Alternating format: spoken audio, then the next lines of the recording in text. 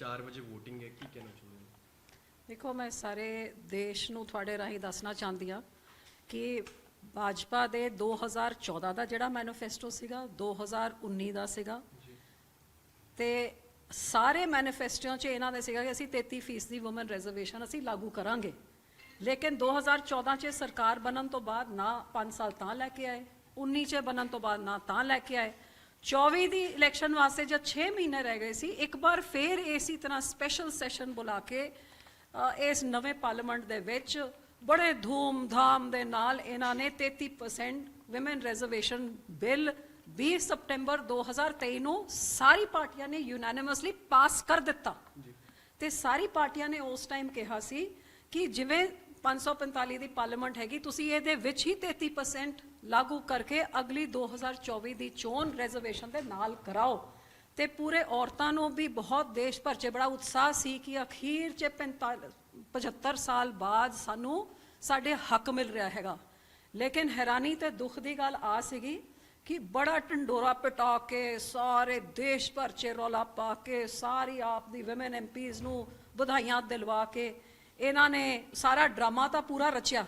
ਲੇਕਿਨ ਬਿੱਲ 'ਚ ਨਿਕਲਿਆ ਕਿ ਬਿੱਲ 'ਚ ਆ ਨਿਕਲਿਆ ਕਿ ਆ ਲਾਗੂ ਤਾਂ ਹੋਊਗਾ ਜਦ ਸੈਂਸਸ ਹੋਊਗਾ। ਸੈਂਸਸ ਕਦੋਂ ਹੋਊਗਾ ਉਹਦੀ ਕੋਈ ਡੇਟ ਹੀ ਨਹੀਂ ਲਾਈ।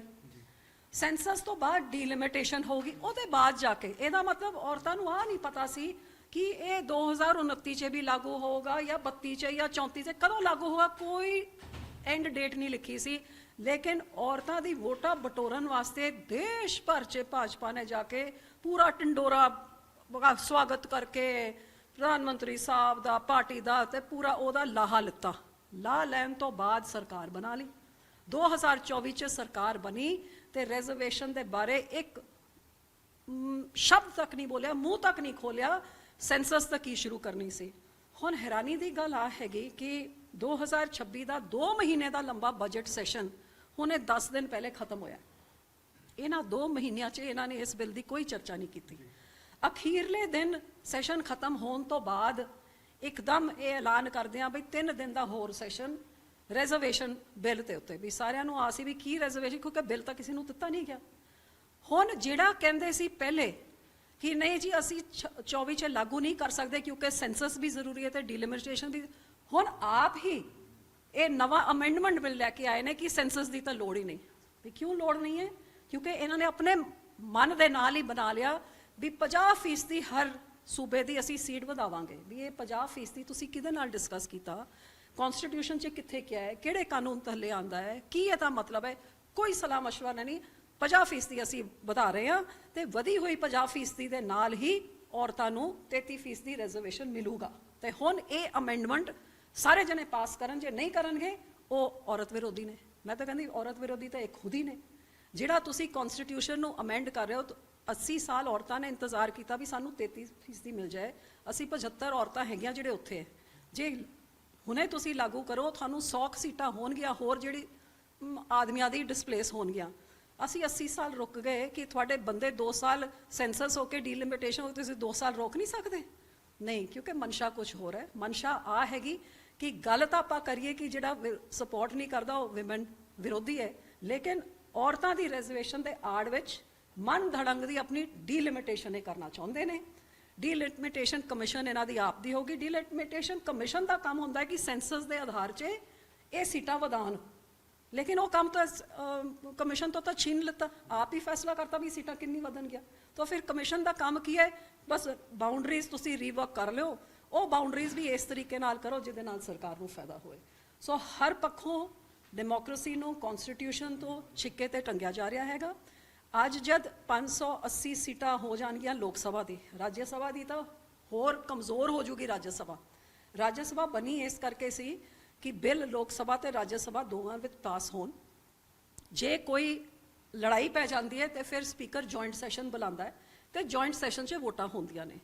ਤੇ ਹੁਣ ਜਦ ਸਾਡੀ ਸੀਟਾਂ 850 ਹੋ ਜਾਣਗੀਆਂ ਤੇ ਰਾਜ ਸਭਾ ਜੇ 200 'ਚ 125 'ਚ 200 'ਚ ਖੜਿਆ ਰਹੂਗਾ ਤਾਂ ਫਿਰ ਜੁਆਇੰਟ ਸੈਸ਼ਨ ਵੀ ਬੁਲਾ ਲਓ, ਨਤੀਜਾ ਤਾਂ ਉਹੀ ਨਿਕਲੂਗਾ ਜਿਹੜਾ ਲੋਕ ਸਭਾ 'ਚ ਨਿਕਲੂਗਾ। ਸੋ ਹਰੇਕ ਤਰੀਕੇ ਤੋਂ ਡੈਮੋਕ੍ਰੇਸੀ ਨੂੰ ਕਮਜ਼ੋਰ ਕਰਕੇ ਮਨ ਧੜੰਗ ਕਾਨੂੰਨ ਲਾ ਕੇ ਆਪ ਦੇ ਬਲਬੂਤੇ 'ਚ। ਤੇ ਵੱਡੀ ਗੱਲ ਆ ਕਿ ਜਿਹੜੀ ਇਹ ਕੌਨਸਟੀਟਿਊਸ਼ਨਲ ਅਮੈਂਡਮੈਂਟ ਵਾਸਤੇ 2/3 ਮੈਜੋਰਿਟੀ ਚਾਹੀਦੀ ਹੈ, ਹੁਣ ਤੇ ਉਹ 2/3 ਮੈਜੋਰਿਟੀ ਵੀ ਹਟਾ ਰਹੇ ਨੇ ਕਿ ਹੁਣ ਤਾਂ ਸਿਰਫ ਪਾਰਲੀਮੈਂਟ 'ਚ ਇਹ ਫੈਸਲਾ ਕਰਨ ਵੀ ਕਿਹੜਾ ਸੈਂਸਸ ਯੂਜ਼ ਕਰਨਾ ਹੈ।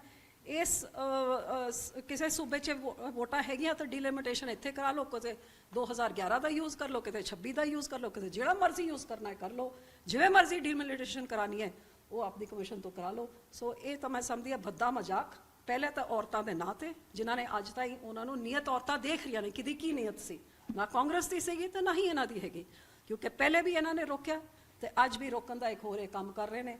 ਹੁਣ ਪਾਸ ਕਰਾਉਣ ਵਾਸਤੇ ਕਿਹਦੇ ਨਾਲ ਕੀ ਸਮਝੌਤਾ ਕਰਦੇ, ਕਿਉਂਕਿ ਈਡੀ CBI ਇਨਕਮ ਟੈਕਸ ਰੇਡਾਂ ਤਾਂ ਸਾਡੇ ਸੂਬੇ 'ਚ ਵੀ ਕਈਆਂ ਦੇ ਉੱਤੇ ਹੋਈਆਂ ਨੇ। ਸੋ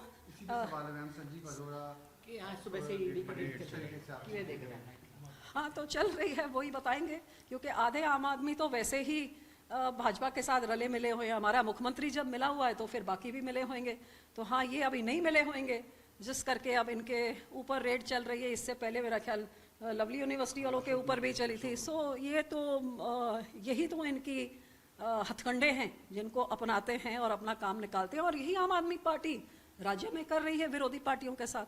सो ये भाजपा से सीख रही है, जो आम आदमी कर रही है वो खुद भी भुगत रही है। सो दुख मुझे इस बात का है कि आज जो मुद्दा है, मुद्दा पंजाब में ये है कि 15 दिनों से 3 हफ्तों से फसलें मंडियों में रुल रही हैं। किसान को, जिनको ये भाजपा भी कहती थी आपकी आय दुगनी करेंगे, जो आम आदमी पार्टी कहती थी कि चुटकी में 5 मिनट में सारी फसलों की हम MSP देंगे। MSP तो क्या देना है, हड़ आते हैं, बाढ़ आती है, गड़े पड़ते हैं, मुआवजा तक किसी को नहीं मिला, क्योंकि SDRF का जो मुआवजा था वो आम आदमी पार्टी 12,500 करोड़ रुपए भगवंत मान खा गया। और जब आधा पंजाब डूब गया 2025 में, तो उधर तो किसी को क्या देना था, दूसरे राज्यों में जाके केजरीवाल और भगवंत मान पीठ थपथपा रहे हैं कि 50,000 रुपए प्रति हेक्टेयर हमने किसानों को दिया। और किस किसान को दिया? पंजाब के किसानों से पूछो जिनकी उनकी चोने की फसल भी, ਉਹਨਾਂ ਦੀ ਝੋਨਾ ਦੀ ਫਸਲ ਵੀ ਖਰਾਬ ਹੋ ਗਈ, ਅੱਜ ਗੜਿਆਂ ਦੇ ਨਾਲ ਉਹਨਾਂ ਦੀ ਕਣਕ ਦੀ ਫਸਲ ਖਰਾਬ ਹੋ ਗਈ, ਤੇ ਜਿਹਦੀ ਬਚ ਗਈ ਹੈ ਜਦੋਂ ਮੰਡੀ 'ਚ ਲੈ ਕੇ ਜਾ ਰਿਹਾ ਹੈ 15 ਦਿਨ ਇਸ ਮੌਸਮ ਦੀ ਮਾਰ ਦੇ ਸਾਹਮਣਾ ਕਰਕੇ ਉਹਦਾ ਦੀ ਫਸਲ ਚੱਕੀ ਨਹੀਂ ਜਾ ਰਹੀ ਹੈ, ਜਿਹੜੀ ਚੰਗੀ ਭਲੀ ਫਸਲ ਹੈ ਉਹਦੇ ਵਿੱਚ ਵੀ ਨੁਕਸ ਕੱਢਿਆ ਜਾ ਰਿਹਾ ਹੈ, ਤਾਂ ਫਿਰ ਕਿਸਾਨ ਕਿਹੜੇ ਪਾਸੇ ਜਾਏ? ਇਹ ਕਿਸਾਨ ਵਿਰੋਧੀ ਸਰਕਾਰਾਂ ਜਿਹੜੀਆਂ ਹੈਗੀਆਂ ਅੱਜ ਪੰਜਾਬ ਦੇ ਲੋਕੀ ਉਹਨਾਂ ਨੂੰ ਪਹਿਚਾਨਣ ਤੇ ਉਹਨਾਂ ਨੂੰ ਰਵਾਨਾ ਕਰਨ, ਤੇ ਇਹ ਡਰਾਮੇ ਇਹੋ ਜਿਹੇ ਪਾਰਲੀਮੈਂਟ 'ਚ ਹੋਣ ਤੋਂ ਬਜਾਏ ਅੱਜ ਕੁਐਸਚਨ ਆਰ ਹੋਣਾ ਸੀਗਾ, 0 ਆਰ ਹੋਣਾ ਸੀ, ਜਿੱਥੇ ਆਪਾਂ ਆਹ ਮੁੱਦੇ ਚੱਕਦੇ ਵੀ ਤੁਹਾਡੀ ਕੇਂਦਰ ਦੀ ਸਰਕਾਰ ਜਿੱਥੇ ਸ਼ੈਲਰ ਭਰੇ ਪਏ ਨੇ, ਸਾਡੇ ਗੋਡਾਊਨ ਭਰੇ ਪਏ ਨੇ, ਸਾਡੀ ਫਸਲਾਂ ਵਾਸਤੇ ਥਾਂ ਨਹੀਂ ਹੈ, ਜਿਹਦੇ ਕਰਕੇ ਸਾਡੀ ਸਰਕਾਰ ਫਸਲ ਚੱਕ ਨਹੀਂ ਰਹੀ ਹੈ, ਤੇ ਸਾਰਾ ਕੁਝ ਸਿਆਪਾ ਪੈ ਕਿਹਦੇ ਉੱਤੇ ਰਿਹਾ? ਉਹ ਗਰੀਬ ਕਿਸਾਨ ਜਿਹੜਾ ਮਜਬੂਰੀ ਦੇ ਨਾਲ ਮਸਾ ਖੜਿਆ ਹੈਗਾ, ਰੋਜ਼ ਖੁਦਕੁਸ਼ੀਆਂ ਹੋ ਰਹੀਆਂ ਨੇ ਇਹੋ ਜਿਹੀ ਚੀਜ਼ਾਂ ਕਰਕੇ, ਲੇਕਿਨ ਪਰਵਾਹ ਕਿਹਨੂੰ ਹੈਗੀ? Thank you.